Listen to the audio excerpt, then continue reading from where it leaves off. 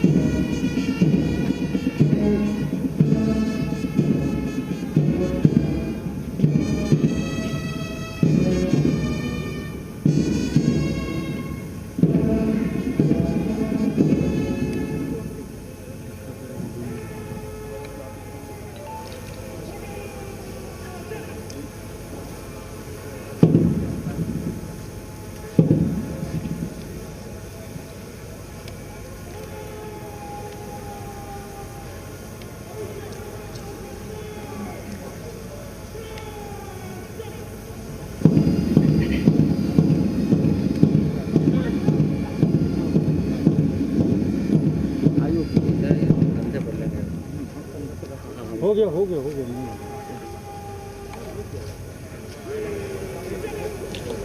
और अब माननीय मुख्य अतिथि माननीय मुख्यमंत्री जी से सादर अनुरोध कि स्वतंत्रता दिवस के पावन अवसर पर अपने आशीर्वचनों से हमें कृतार्थ करें महोदय।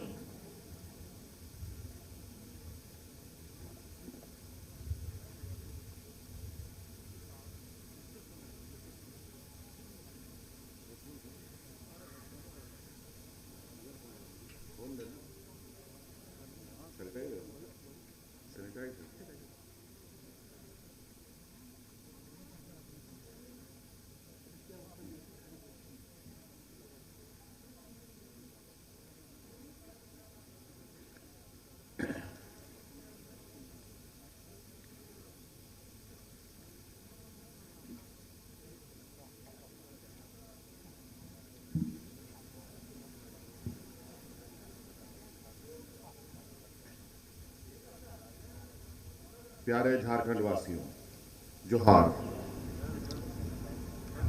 74वें स्वतंत्रता दिवस के शुभ अवसर पर भगवान बिरसा मुंडा एवं वीर सिद्धू कानू की इस बलिदानी भूमि पर मैं आप सभी का हार्दिक अभिनंदन करता हूं और शुभकामनाएं देता हूं।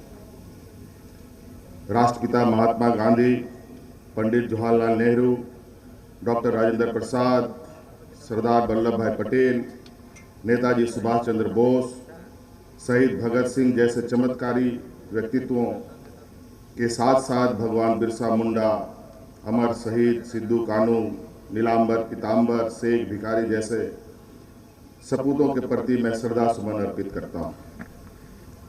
इन महान विभूतियों की महानता, उनका कुशल नेतृत्व, कर्मठता, दूरदर्शिता एवं संघर्ष गाथा आज भी हमारे जीवन के लिए प्रेरणादायी है। हमारे स्वतंत्र भारत की नींव में असंख्य राष्ट्रभक्तों और महापुरुषों का त्याग और समर्पण समाहित है। इस महापर्व पर देश की स्वाधीनता के लिए अपना अमूल्य योगदान देने वाले सभी स्वतंत्र सेनानी को कोटि कोटि वंदन। इस पावन अवसर पर अपने साहस और शौर्य से देश की सीमा की सुरक्षा में समर्पित सभी वीर सैनिकों को मैं नमन करता हूं।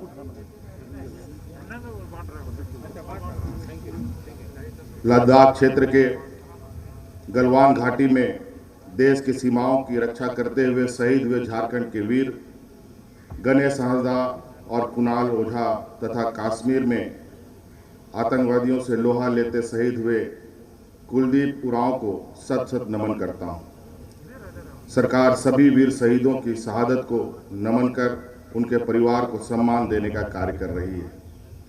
स्वतंत्रता दिवस के अवसर पर हमारे देश की सेना और जवान के अदम्य साहस और वीरता के प्रदर्शन से हर देशवासियों का गर्व से सीना चौड़ा हो जाता है। उन्हीं की तरह झारखंड कि हमारे वीर श्रमिकों ने दशकों से देश की सीमाओं पर सड़क का निर्माण अपने खून पसीने से किया है। वीर श्रमिकों के खून पसीने से आज लेह लद्दाख की मिट्टी में झारखंड की मिट्टी घुल मिल गई है। देश की अर्थव्यवस्था में ही नहीं, देश की सुरक्षा और रक्षा में भी झारखंड वासियों ने बढ़ चढ़कर भाग लिया है। रोड वॉरियर से कम नहीं है हमारे झारखंड के वीर श्रमिक। सीमा की सुरक्षा हेतु दुर्गम सड़क निर्माण के दौरान झारखंड के वीर सपूत शिव ठाकुर सोरेन का बलिदान झारखंड हमेशा याद रखेगा। झारखंड को सकारात्मक नेतृत्व प्रदान करने, राज्य के सामाजिक न्याय और भाईचारा स्थापित करने के साथ साथ समाज के सभी वर्गों, विशेषकर कमजोर वर्गों को सशक्त बनाने, प्रगतिशील मूल्यों को बढ़ावा देने के उद्देश्य से हमारी सरकार का गठन हुआ है। अतुलनीय प्राकृतिक सौंदर्य एवं खनिज संपदा से परिपूर्ण झारखंड राज्य में विकास की असीम संभावनाएं हैं। राज्य की जनता ने हमें स्पष्ट जनादेश देकर जो विश्वास और भरोसा जताया है, इसके लिए मैं हृदय से जनता का आभारी हूँ।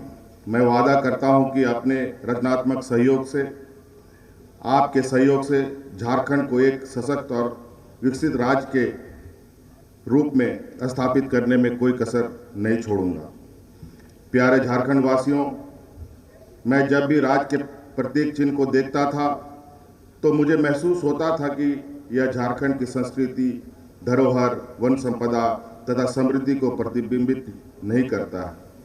इसलिए मैंने इसमें संशोधन की आवश्यकता महसूस की और मुझे यह बताते हुए हर्ष हो रहा है कि झारखंड को एक नया प्रतीक चिन्ह मिल गया है जो संस्कृति, धरोहर, वन संपदा एवं समृद्धि को सही रूप से प्रतिबिंबित कर रहा है। आप जानते हैं कि वर्तमान में भारत सहित संपूर्ण विश्व कोरोना महामारी के चपेट में है और स्वाभाविक रूप से हमारे राज्य भी इस घातक वायरस के प्रकोप से अछूता नहीं है। वैश्विक स्तर पर जिस प्रकार इस वायरस का प्रभाव बढ़ता जा रहा है, यह मानव जीवन के समक्ष सबसे गंभीर चुनौती बन गया है। कोरोना वॉरियर के रूप में दुनिया में अब तक करोड़ों लोग संक्रमित हो चुके हैं तथा लाखों लोगों की जानें जा चुकी हैं। हमारी सरकार इस महामारी से लड़ने में कोई कसर नहीं छोड़ रही है। अपने प्रत्येक नागरिक के स्वास्थ्य और सुरक्षा को लेकर हम कृत संकल्पित हैं। कोरोना महामारी के विरुद्ध संघर्ष में अग्रणी भूमिका निभाने वाले डॉक्टर, चिकित्साकर्मी, पुलिसकर्मी, स्वच्छताकर्मी आज हमारे समारोह के विशेष रूप से आमंत्रित सदस्य हैं और हमारे बीच मौजूद हैं। मैं इन सभी कोरोना वॉरियर्स के जज्बे को सलाम करता हूं और निस्वार्थ सेवा से इस आपदा में भी राज्य को लड़खड़ाने नहीं दिया। इनके लिए इनके दृढ़ निश्चय और सद प्रयासों का ही नतीजा है कि हम आज इस महामारी के दुष्प्रभाव को कम करने में काफ़ी हद तक सफल हुए हैं और तुलनात्मक रूप से कई राज्यों से बेहतर स्थिति में हैं। आज हमारे बीच कोरोना जंग से जीतने वाले कुछ लोग भी मौजूद हैं। मैं उनके जज्बे को भी सलाम करता हूं, जिन्होंने पूरे धैर्य और साहस के साथ इस गंभीर बीमारी का सामना किया और विजयी हुए। कोरोना महामारी ने हमारे समक्ष कई चुनौतियां खड़ी की हैं। भारत सरकार के निर्णय के फलस्वरूप अचानक देशव्यापी लॉकडाउन के कारण राज्य के बाहर फंसे झारखंड के श्रमिकों को लिए रहने और खाने की व्यवस्था सहित उनके अन्य समस्याओं का समाधान करना हमारी सरकार के समक्ष सबसे बड़ी चुनौती थी। वहीं दूसरी तरफ उद्योग, दुकानों, होटल, व्यापारिक गतिविधियों तथा आवागमन के साधन बंद हो जाने के कारण राज्य के दिहाड़ी मजदूर जो रोज कमाते खाते हैं को तत्काल राहत पहुंचाना भी आवश्यक था ताकि उनके समक्ष भुखमरी की समस्या उत्पन्न न हो। हमारी सरकार ने समय से राहत पहुंचाने का काम किया और यही वजह है कि हमारे राज्य में भूख से एक भी मौतें नहीं हुई। हमारे सामने सबसे गंभीर चुनौती थी लगभग 5 लाख से अधिक झारखंड के बाहर फंसे प्रवासी श्रमिकों को सकुशल वापसी। रेल मंत्रालय से समन्वय स्थापित करते हुए ऐसे प्रवासी श्रमिकों को स्पेशल ट्रेन द्वारा वापस लाया गया। पूरा देश अवगत है कि देश की पहली श्रमिक ट्रेन तेलंगाना से रांची के लिए रवाना हुई। इसके अलावा बसों के माध्यम से भी प्रवासियों को सुरक्षित तरीके से उनके घरों तक पहुंचाया गया। अंडमान निकोबार एवं लेह लद्दाख में फंसे श्रमिकों को वायुयान से एयरलिफ्ट कराकर सकुशल वापस लाया गया। इस प्रकार विभिन्न राज्यों में फंसे झारखंड राज्य के 5,30,000 से अधिक प्रवासी श्रमिक जो सकुशल घर पहुंचाया गया। यह मजदूर भाइयों के प्रति सरकार की संवेदनशीलता और उनकी कुशल वापसी के प्रति हमारी प्रतिबद्धता को दिखाता है। यह इस बात का भी संकेत है कि राज्य का अंतिम व्यक्ति हमारी सरकार की प्राथमिकता में सबसे ऊपर है। झारखंड वापस आने पर इन प्रवासी श्रमिकों के स्वास्थ्य जांच की व्यवस्था, आवश्यकता अनुसार उनके लिए क्वारंटाइन सेंटर की व्यवस्था, समुचित संख्या में बेड की उपलब्धता, संक्रमित मरीजों के इलाज एवं देखभाल की व्यवस्था भी की गई। प्रवासी मजदूर अन्य राज्यों में कई प्रकार के उद्योग तथा व्यापारिक गतिविधियों में नियोजित थे। इस महामारी के प्रकोप ने इनके रोजगार छीन लिए। वापस आने वाले प्रवासी श्रमिकों के जीवन यापन की व्यवस्था करना, उन्हें स्थानीय स्तर पर रोजगार उपलब्ध कराना भी सरकार के समक्ष एक गंभीर चुनौती थी। हमारी सरकार ने तत्परता से इन चुनौतियों को स्वीकार किया। हमने कोरोना महामारी से उत्पन्न परिस्थितियों और उपलब्ध संसाधनों का गहन आकलन किया और इन परिस्थितियों में झारखंड एवं झारखंड वासियों के हित में जो भी निर्णय लिया जाना अपेक्षित था वो निर्णय हमने लिए। प्रवासी मजदूर भाइयों एवं बहनों को रोजगार से जोड़ने के लिए हमारी सरकार ने मनरेगा एवं अन्य योजनाओं के अभिसरण के माध्यम से राज्य में 3 महत्वपूर्ण योजनाओं की शुरुआत की। बिरसा हरित ग्राम योजना, नीलांबर पीतांबर जल समृद्धि योजना और वीर शहीद पोटो हो खेल विकास योजना। बिरसा हरित ग्राम योजना के अंतर्गत छोटे एवं सीमांत किसान के टाड़ बाड़ी जमीन को और उपयोगी बनाने के साथ ही आजीविका संवर्धन हेतु 30,000 ग्रामीण परिवारों को लगभग 27,000 एकड़ भूमि पर बागवानी कार्य किया जा रहा है। नीलांबर पीतांबर जल समृद्धि योजना के तहत राज्य में जल छाजन सिद्धांत को अपनाते हुए ऊपरी टाड़ भूमि में सेचुरेशन मोड में उपचार किया जा रहा है। वर्तमान वर्ष में कुल 11,898 योजनाएं पूर्ण किया गया है। कुल 83,385 योजनाओं पर कार्य जारी है। वीर शहीद पोटो हो खेल विकास योजना के तहत वित्तीय वर्ष लगभग 1,224 योजनाओं पर कार्य किया जा रहा है। इन योजनाओं के माध्यम से अब तक 344.62 लाख मानव दिवस सृजन किया जा चुका है। मनरेगा में ससमय मजदूरी भुगतान में झारखंड पूरे देश में प्रथम स्थान पर है। लॉकडाउन से प्रवासी मजदूर के समक्ष अचानक उत्पन्न संकट से निपटने के लिए हमने राज्य स्तरीय कंट्रोल रूम बनाकर विभिन्न राज्यों में फंसे मजदूरों से संपर्क स्थापित किया और प्रत्येक राज्य के लिए नोडल पदाधिकारी नियुक्त किए। संबंधित राज्य सरकारों एवं जिलाधिकारियों से समन्वय स्थापित कर प्रवासी मजदूरों तक राशन और अन्य सहायता पहुंचाई गई। प्रवासी मजदूरों के खातों में डीबीटी के माध्यम से लगभग 25,000 करोड़ की सहायता राशि हस्तांतरित भी किया गया।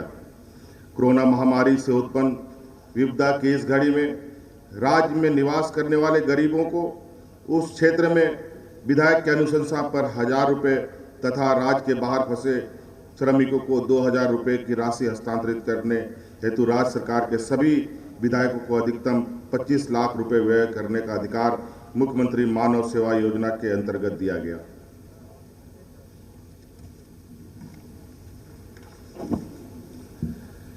झारखंड लौटे प्रवासी श्रमिकों को रोजगार उपलब्ध कराकर उनके जीवन यापन की व्यवस्था के लिए पर्याप्त निधि की व्यवस्था भी की गई। मनरेगा अंतर्गत इस वित्तीय वर्ष में झारखंड राज्य में 10 करोड़ मानव दिवस सृजन करने हेतु 3,578 करोड़ रुपए का प्रावधान किया गया।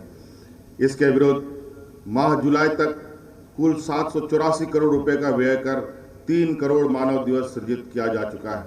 अब तक कुल 1,12,484 योजनाओं को पूर्ण कर लिया गया है और अभी 4,84,735 योजनाएं कार्य जारी है। लॉकडाउन से प्रभावित राज्य के असंगठित कामगारों, दिहाड़ी मजदूरों, गरीब, बेसहारा तथा असहाय को भूखमरी से बचाने के लिए हमने मुख्यमंत्री दीदी किचन की शुरुआत की। गरीब और बेसहारा लोगों को निःशुल्क भोजन उपलब्ध कराने के लिए पंचायत स्तर पर महिला स्वयं सहायता समूह द्वारा दीदी किचन का संचालन किया गया। हमें यह बताते हुए काफ़ी गर्व का अनुभव हो रहा है कि भूख के खिलाफ हमारी इस लड़ाई में दीदी किचन एवं इससे जुड़ी सखी मंडल की हमारी लगभग 1 लाख बहनों ने सराहनीय योगदान दिया। इसके लिए वे बधाई और प्रशंसा के पात्र हैं।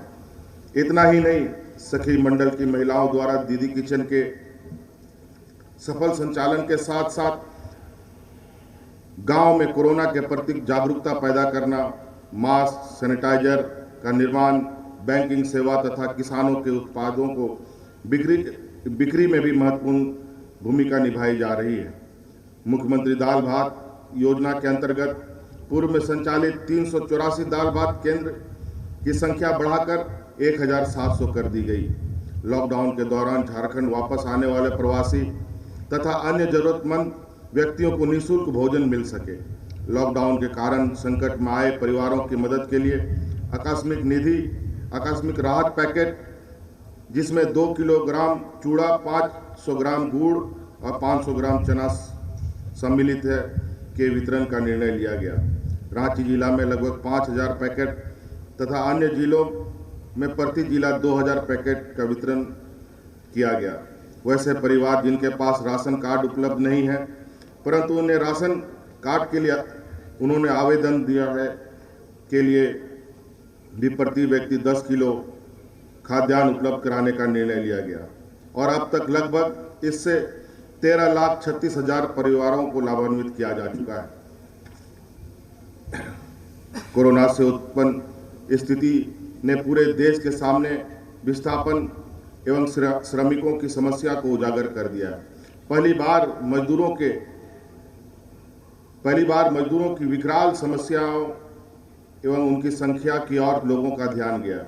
दूसरे राज्यों में जाकर काम करने को विवश मजदूर साथियों को अपने ही राज्य में काम उपलब्ध करवाने के दीर्घकालीन लक्ष्य के साथ साथ हम उनके अधिकार की रक्षा के लिए भी काम कर रहे हैं। श्रमिक साथियों को लगातार रोजगार नहीं मिल पाता, इसके कारण उन्हें आर्थिक संकटों का सामना करना पड़ता है।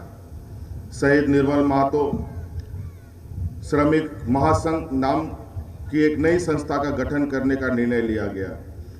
इस समस्या के निदान के लिए हमने यह संस्था श्रमिक साथियों को सुरक्षित एवं सतत रोजगार उपलब्ध कराने के साथ साथ उन्हें उनके परिवारजनों के कल्याण के लिए भी काम करेगी। शहरी क्षेत्रों में लोगों को रोजगार उपलब्ध कराने के उद्देश्य से शहरी रोजगार गारंटी योजना का भी प्रारंभ किया जा रहा है। इसके तहत प्रत्येक इच्छुक परिवार को वर्ष भर 100 दिन की रोजगार की गारंटी दी जाएगी। काम नहीं देने की स्थिति पर उन्हें बेरोजगार भत्ता भी दिया जाएगा। ये सरकार का संकल्प है।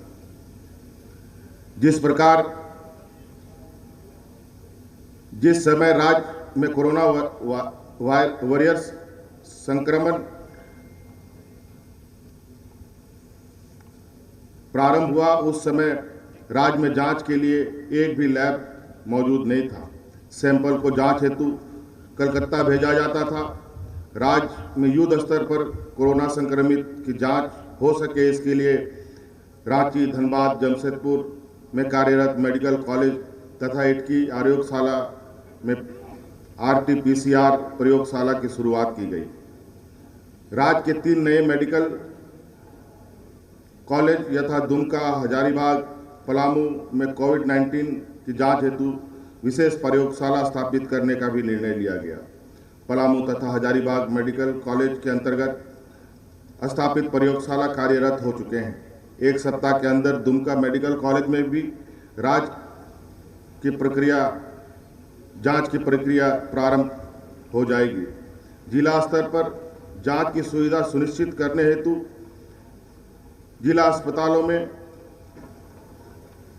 97 ट्रूनेट मशीनों की स्थापना की गई है। भविष्य में इन जांच मशीनों की स्थापना प्रखंड स्तर पर भी किया जाएगा।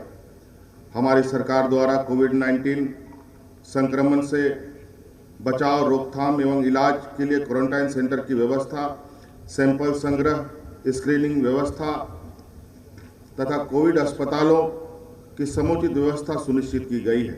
इस महामारी से बचाव के उपाय का व्यापक प्रचार प्रसार कर आम जनों को जागरूक किया जा रहा है, जिससे संक्रमण के प्रभाव को कम करने में हम काफ़ी हद तक सफल हुए हैं।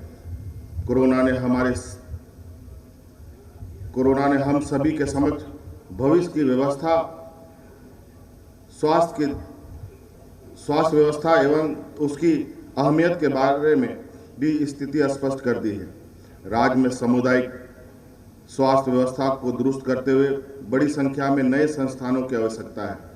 जान है तो जहान है कि स्थिति में कोई भी समाज अब स्वास्थ्य व्यवस्था को नज़रअंदाज करके आगे नहीं बढ़ सकता। आपकी सरकार भी उपलब्ध संसाधनों को सही ढंग से उपयोग करते हुए इसे दुरुस्त करने को कटिबद्ध है। पिछली सरकार के समय हजारीबाग, डाल्टनगंज, दुमका में मेडिकल कॉलेज भवन का निर्माण प्रारंभ करवाया गया था। इनके भवन को पूरा करवाते हुए हम सभी उपस्कर की व्यवस्था करते हुए इसे प्रतिष्ठित मेडिकल कॉलेज के रूप में स्थापित करने को प्रतिबद्ध है। झारखंड राज्य में अवस्थित 4 मेडिकल कॉलेज एवं अस्पताल जो क्रमशः पलामू मेडिकल कॉलेज एवं अस्पताल, हजारीबाग मेडिकल कॉलेज एवं अस्पताल, दुमका मेडिकल कॉलेज एवं अस्पताल, पाटलिपुत्र मेडिकल कॉलेज एवं अस्पताल के नाम से जाने जाते हैं। अब वे झारखंड वासियों के भावनाओं के अनुरूप क्रमशः मेदिनी राय मेडिकल कॉलेज एवं अस्पताल, शेख भिखारी मेडिकल कॉलेज एवं अस्पताल, फूलो झानो मेडिकल कॉलेज एवं अस्पताल तथा शहीद निर्मल महतो कॉलेज एवं अस्पताल के नाम से जाने जाएंगे। इसकी घोषणा आज के शुभ अवसर पर मैं करता हूं। हम सभी अवगत हैं कि कोविड-19 महामारी को देखते हुए एहतियातन सभी विद्यालय को बंद रखा गया है, सभी महाविद्यालयों को बंद रखा गया है।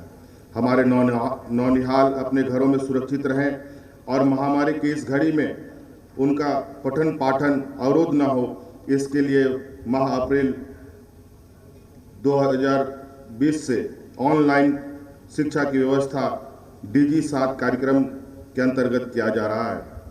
राज्य के लगभग 14 लाख विद्यार्थी इस व्यवस्था से लाभ ले रहे हैं। इसके अतिरिक्त दूरदर्शन के माध्यम से भी पठन पाठन कार्यक्रम संचालित किया जा रहा है। निजी स्कूलों के साथ भी समन्वय स्थापित कर सरकार ने वर्तमान परिस्थिति में उनके संचालन, शिक्षण एवं अन्य शुल्क आदि के संबंध में भी आवश्यक दिशा निर्देश जारी किए हैं। इसके अलावा हमें यह स्वीकार करने में कोई हिचक नहीं होगी कि विगत वर्ष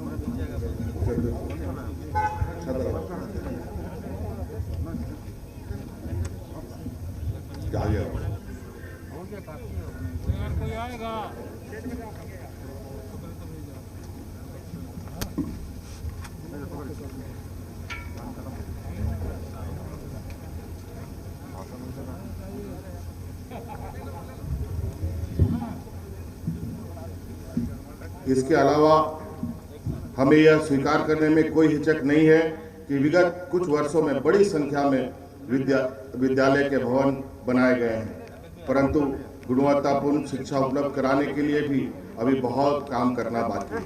हमारी सरकार ने 5000 विद्यालयों को शिक्षक छात्र अनुपात प्रशिक्षित सहित खेल मैदान पुस्तकालय आदि की सुविधा से युक्त करते हुए सोबरन मांझी आदर्श विद्यालय के रूप में विकसित करने का निर्णय लिया है। राज्य के सभी विश्वविद्यालय तकनीकी शिक्षण संस्थानों में भी कोरोना महामारी को ध्यान में रखते हुए ऑनलाइन कक्षा संचालन करने की व्यवस्था की गई है। साथ ही डिजिटल माध्यम से अध्ययन अध्यापन कार्य को भी प्रोत्साहन देने के उद्देश्य से झारखंड एजुकेशन ग्रिड के अंतर्गत झारखंड के सेंटर फॉर डिजिटल लर्निंग की स्थापना की जा रही है। राज्य के छात्र छात्राओं जो विदेश के प्रतिष्ठित संस्थानों में उच्च शिक्षा ग्रहण करना चाहते हैं, उन्हें राज्य सरकार अनुदान उपलब्ध करवाएगी। इसके लिए हमारी सरकार द्वारा विशेष छात्रवृत्ति योजना लागू की जा रही है। राज्य सरकार हो, कुरुख एवं मुंडारी भाषा को 8वीं अनुसूची में शामिल करने हेतु प्रयासरत है। इसके लिए वांछित प्रस्ताव ठोस अनुशंसा के साथ भारत सरकार को भेजने की कार्रवाई की जा रही है। हमारी सरकार जल्द ही नई खेल नीति लागू करने जा रही है, जिसका उद्देश्य झारखंड के सभी लड़के लड़कियों युवाओं सभी आयु वर्ग के नागरिकों को खेल को उनके जीवन का अभिन्न हिस्सा बनाने एवं शारीरिक गतिविधि में बढ़ चढ़कर हिस्सा लेने के लिए पर्याप्त अवसर उपलब्ध हो तथा विशेष प्रतिभाशाली खिलाड़ियों को राष्ट्रीय अंतर्राष्ट्रीय उत्कृष्टता के शिखर तक पहुंचाने का मार्ग प्रशस्त करना होगा। खिलाड़ियों के विकास हेतु हर स्तर पर उच्च स्तरीय साधन एवं सुविधा उपलब्ध कराना हमारा लक्ष्य है। साथ ही राष्ट्रीय और अंतर्राष्ट्रीय स्तर पर पदक विजेता खिलाड़ियों को नौकरी में आरक्षण देने का भी प्रावधान नई खेल नीति में किया जा रहा है। नई खेल नीति स्थापना दिवस के अवसर पर लागू कर दिया जाएगा। झारखंड तसर रॉ सिल्क का प्रमुख उत्पादक राज्य है। विगत वित्तीय वर्ष 2694 मीट्रिक टन कच्चे रेशम का उत्पादन के विरुद्ध हमने वर्तमान वित्तीय वर्ष में 3000 मीट्रिक टन कच्चे रेशम उत्पादन का लक्ष्य रखा है। हमारी सरकार तसर रेशम के उत्पादन में गुणात्मक एवं संख्यात्मक वृद्धि के उद्देश्य से इस वित्तीय वर्ष में 6250 रेशम उत्पादकों को उन्नत कीट पालन तकनीक की प्रशिक्षण देगी।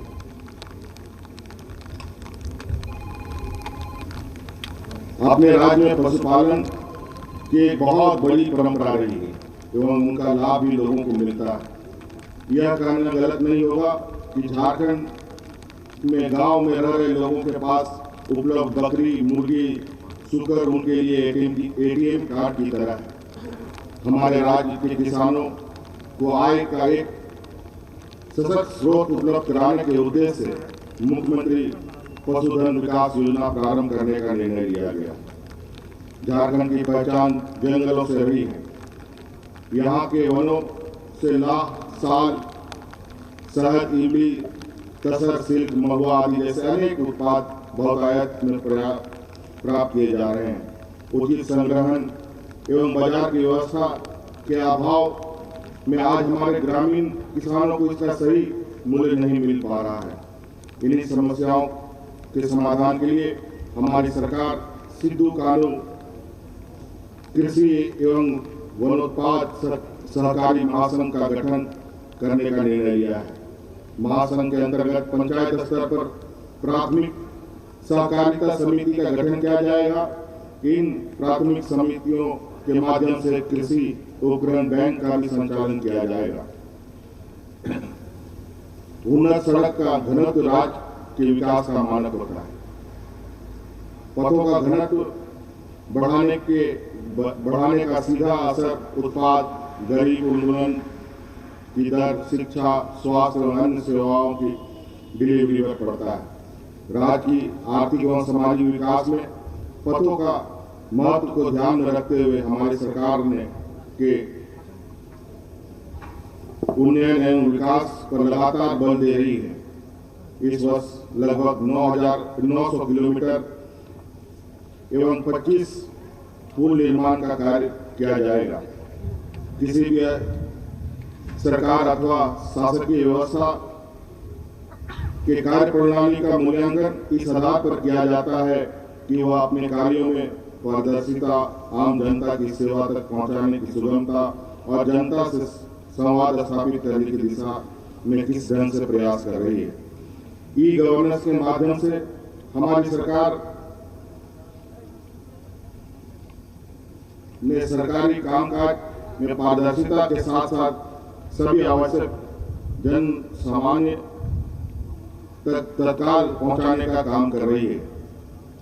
हम एक ऐसे राज्य के निर्माण के संकल्प को लेकर आगे बढ़ रहे हैं जो जिसमें हर किसी का अधिकार सुरक्षित हो, किसी के साथ अन्याय ना हो, अमीर गरीब अगड़ा पिछड़ा ऊंच नीच का कोई भेदभाव ना हो, आदिवासी दलित पिछड़ों वंचितों और अल्पसंख्यकों का संपूर्ण विकास हो। मैं राज्य की जनता को भरोसा दिलाता हूं कि राज्य की सरकारी नियुक्तियों में अन्य पिछड़ी जाति, अनुसूचित जाति एवं अनुसूचित जनजाति को आरक्षण में भागीदारी बढ़ाने के लिए उच्च स्तरीय समिति का गठन किया जा रहा है। राज्य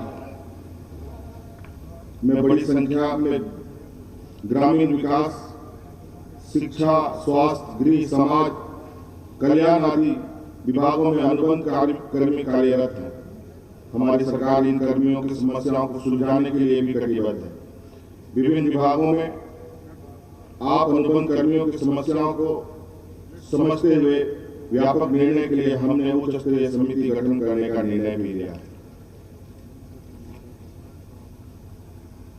झारखंड राज्य के निर्माण का मुख्य आधार था यहाँ के स्थानीय लोगों के अधिकार की रक्षा, उनका विकास सुनिश्चित करना। राज्य निर्माण के बाद स्थानीयता को परिभाषित करना एक बड़ा जटिल एवं महत्वपूर्ण काम था।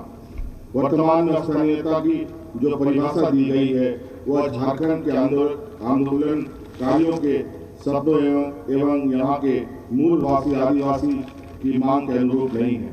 मेरी सरकार बहुसंख्यक झारखंड वासियों की भावना के अनुरूप स्थानीयता को पुनः परिभाषित करने के उद्देश्य से एक समिति का गठन किया जाएगा। साथ ही निजी क्षेत्र की नौकरियों में सभी स्थानीय लोगों के लिए कम से कम 75% आरक्षित करने हेतु नियम बनाने का भी काम सरकार कर रही है। प्यारे झारखंड वासियों, विश्व आदिवासी दिवस जिसे 9 अगस्त को मनाया जाता है उसे राष्ट्रीय अवकाश घोषित करने का भी निर्णय लिया गया है। इस अवसर पर पूरे राज्य में जनजातियों के लिए किए गए कार्य तथा योजनाओं की भव्य प्रदर्शनी सभी जिलों में आयोजित की जाएगी।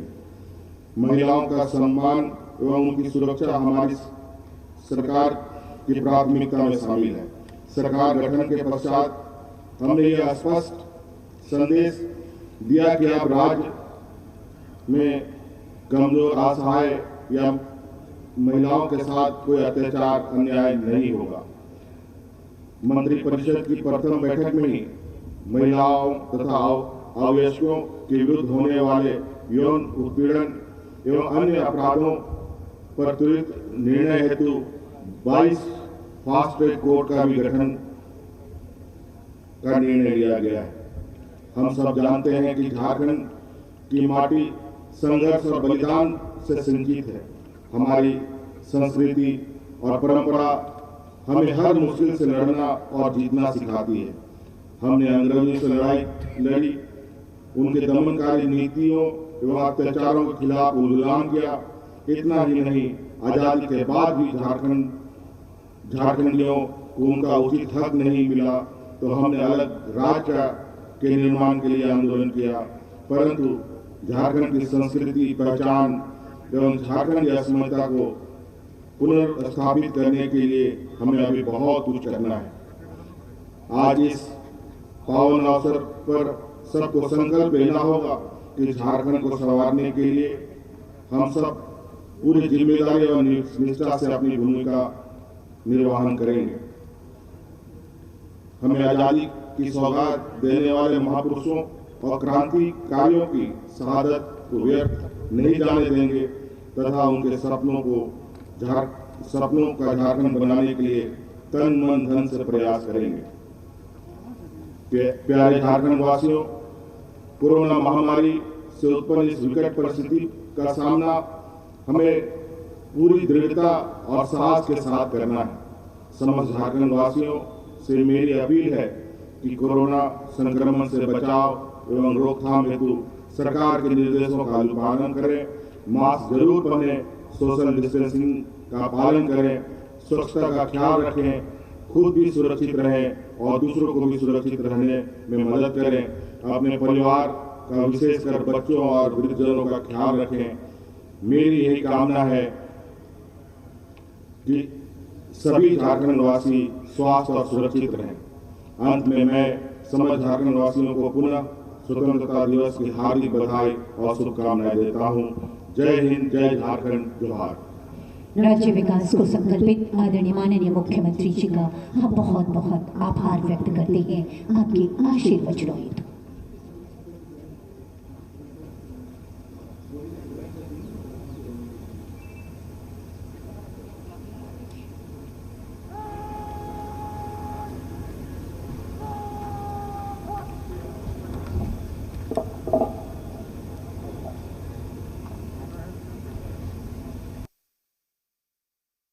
तो आप सीएम हेमंत सोरेन को सुन रहे थे, जो तमाम काम सरकार ने किए हैं और आगे किस तरीके से काम किए जाएंगे जनता के हित में, ये बताते हुए सीएम हेमंत सोरेन।